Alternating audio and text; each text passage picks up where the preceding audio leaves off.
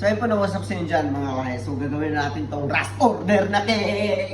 Let's go. So ang gusto ng customer, ang client namin is hindi masyadong sweet. So ang gagamitin natin para makontrol yung tamis ng cakes, fresh milk. So hatian ko itong cake niya. So ang flavor ng cake niya is vanilla chocolate. Half chocolate, half vanilla.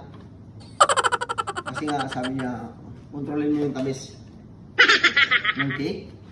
So ang gagawin natin is fresh milk yung gamit natin. Hindi sugar. So ang design nito madali lang siya, hindi siya mahirap. Sabi niya, bahala ka nang mag-isip.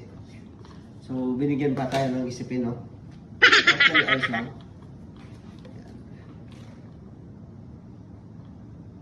Yan. So kung mayroon kayong client na gustong hindi matamis, so ang gagawin nyo is fresh milk ang gagamitin nyo.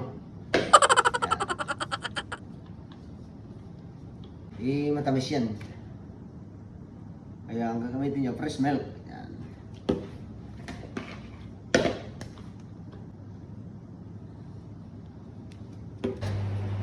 Alisa naman. Tapos hindi pa niya alam kung anong design na ginawa o sana magustuhan niya. So nilagyan lang natin ng butter full cake para matibay yung cake kasi gayahi pa na rin ng 1 hour to. So katang isip lang itong mga kalahit na design.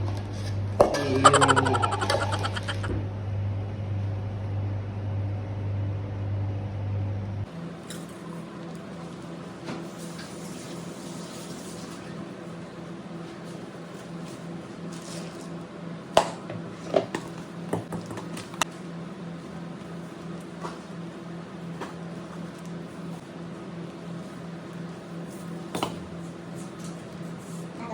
Make mo na dito. Boss.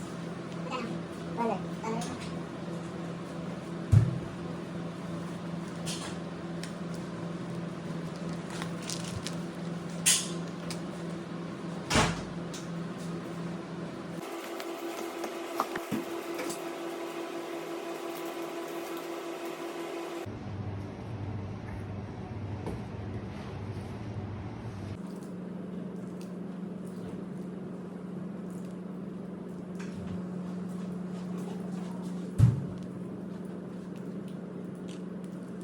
Happy birthday.